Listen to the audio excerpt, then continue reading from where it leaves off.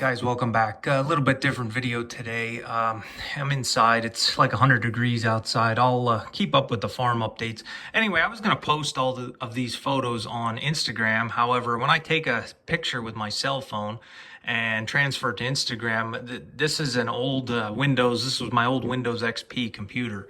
And the monitor, you can see all the pixels. It's going back quite a few years here.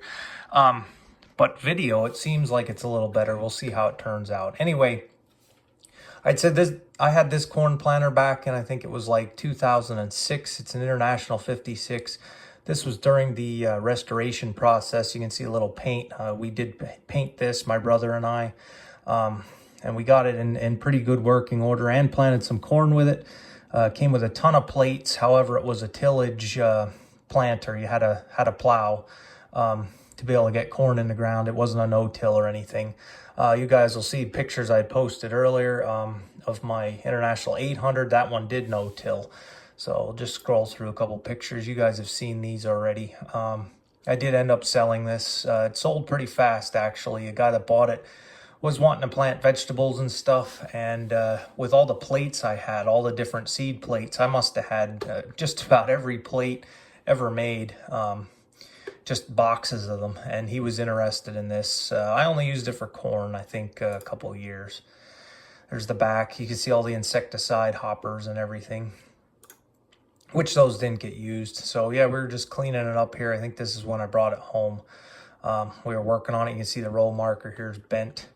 This next picture is one of many of the Mccormick grain drills. This one's a little dark. The next picture is better. One of many of these that I had, these Mccormick grain drills. These were cheap back in the early 2000s. I think I paid $300 for this, and just beautiful condition as far as mechanically. Everything was just solid. You could tell it didn't have much wear. There is a little spot there. I don't know if you can see it on camera. Somebody backed into the seed box, but the lid's still shut and it still held seed. But this is how I had planted a lot of my rye. I planted wheat with this.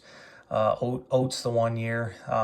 This is, I don't know, I just like buying these because they were so cheap and affordable. And this we repainted, cleaned up and repainted. I didn't get the decals for it, but I ended up using, this was the one I used the most on account of it really was low use. I mean, low wear. Did a great job. It wasn't very wide. I think it had an 8-foot planting width somewhere in there. Back up there, you can see my old Century sprayer. There's a round baler. We'll come back to that one.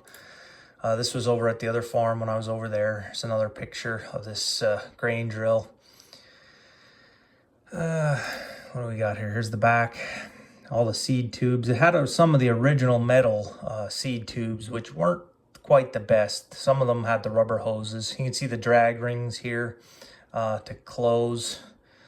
But yeah, this ended up being a pretty good drill. I think I had 3 of these, and I just fixed them up and resold them. This one had a hitch here you could pull a roller with. I think I planted soybeans with this too. I can't remember. It was either this one or the Ontario that I had. Okay, this is a New Holland round baler. This I bought to just basically try to make some money on. I think I bought this like in 07. Chain type, has the bars that go across. I forget the model, like a 258, 250. I don't know the numbers. I never did restore this. I did get all the stuff to fix it. Some of these bent bars, pickup teeth, some bands. I did spend the money to get the parts, and I was going to fix this up. And it was one of those deals where I had somebody interested in it before I even did anything with it. So I just priced it accordingly, sold the parts with it, and even the paint that I bought, I was going to clean this up and paint it, make it new again. And I don't think there's high demand for these things today. But back in the early 2000s, things were a little bit different as far as farm machinery. Something like this you could still sell, and people wanted. You can see it had the twine box here. All right, let's see. Okay, this was my 750. This was the day I brought it home. I took a picture of it the day I brought it home. You see I tarped the bin right away. I didn't have a place to put it in at first when I brought it over. I brought it over with I had to make 2 trips. I just drove it and I brought the grain head over unhooked it. Then I went and got the corn head. You can see the grain head here is a little bit crooked. This cylinder leaked. One of the cylinders leaked, and I had fixed that. I think that's everything. All right, guys, bear with me. It's been almost 40 days since my last video, so time for an update here. All right, I think my last video was we were spinning our wheels. We weren't getting anywhere. We come a long way. We've come a long way since the last video. The corn is planted and the beans were planted. They're up. They've emerged. The corn, I don't know what stage it's at. I know it's at the stage where it's got to be sprayed again pretty soon. Down here, it's pretty clean, these two fields, but this isn't even a percentage of the farm down here. So, weather. We have been on a temperature roller coaster like crazy here. We've had days up in the upper 90s already, as well as today it's like 62. Right now it's 62. So we've had weeks of just drought, no rain, and then we've had torrential downpours in the opposite week. So it's been a kind of strange start here. The corn has greened up a little. You'll notice the yellow color. That's the biggest thing I wanted to talk about. It has a yellow tint to it. So when I saw that, when it was coming up in yellow, right away the first thing I was thinking was sulfur deficiency. And I was finding it hard to believe because of all the chicken manure year after year. Chicken manure does contain sulfur. Might not be as good as applying direct ammonium sulfate in a granular form, but I just couldn't see it. But my neighbors had some yellow corn as well. I mean, it's like a lime green. Just about all the neighbors had it. And it wasn't until I was about an hour north of here the other day that I noticed there's a lot of yellow corn, everybody's. What I'm thinking happened was we had a night that it was forecast to be 35 and the corn had emerged already, and I'm wondering if it didn't freeze and just get frosted a little bit. Everybody was in the same boat. We had that late. I can't say if it froze or not. I wasn't looking at any thermometer overnight or early in the morning to see. But with a forecast of 35, it's always colder here anyway than what we're forecast for. A lot of guys are that way. Your weather station is quite a few miles away or in a town, and we're out in the country, and it just gets a little cooler. So I don't know. We'll find out. I was reading that once the corn starts putting out more roots, it'll recover from that. So I'm not gonna say it's a sulfur issue right away. I do have some work to do here.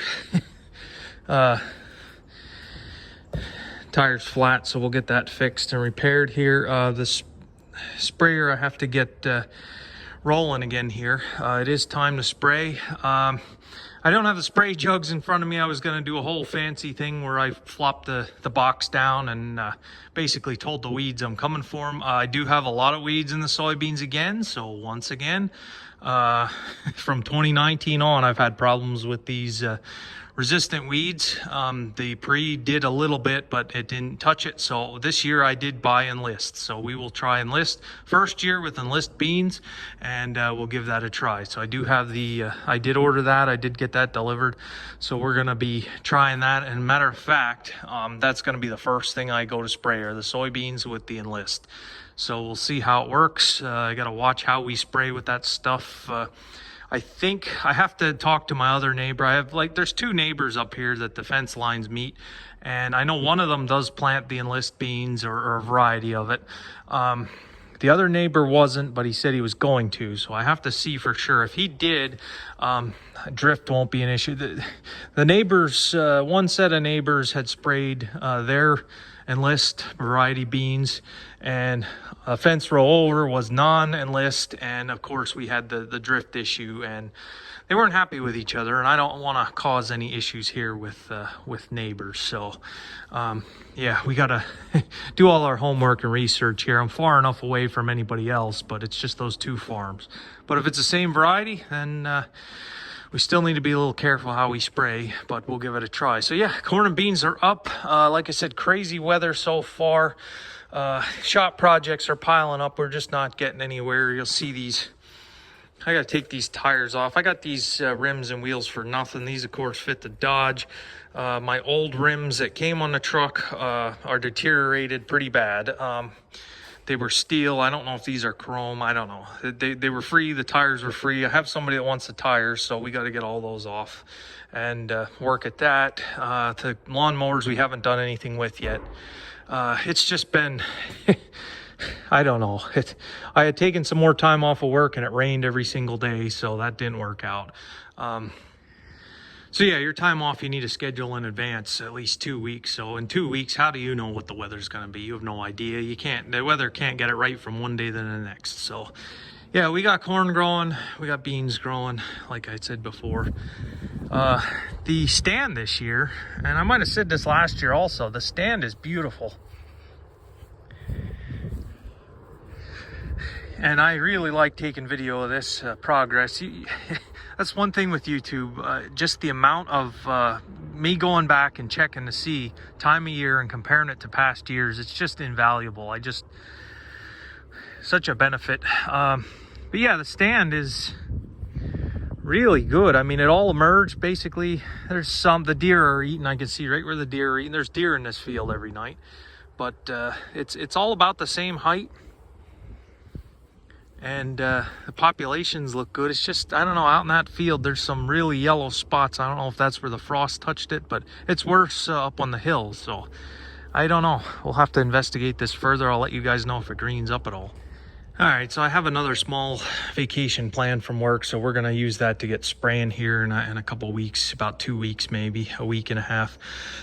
So hopefully in that time the weather holds out, I can get my spraying done. I do have some stone I gotta finish spreading on the driveway. I know the projects are piling up, so I did talk to my other neighbor that was gonna make the little bit of hay that I have left. He's still very interested in it. So a lot of guys did make hay when it was that week, when it was 90, high 90s. Some guys lucked out that they got it off, but I saw a lot of rained on hay. We had some storms that weren't forecast, of course. So all right, I'll leave you there for now. We'll see where we go from here, but yeah, I wanted to get some type of update here. We did get everything in. It went well. I think 2 or 3 days they were done. Same thing, they come plant corn on corn, go up to the neighbors, plant his corn on corn, switch the planter up there, plant the rest of his corn. It was rotated. They had one tractor with the 12-row corn planter and one tractor with the soybean planter, and they knocked it out pretty quick, fast. So all right, I'll leave you there. I'll come back with you in a couple days maybe.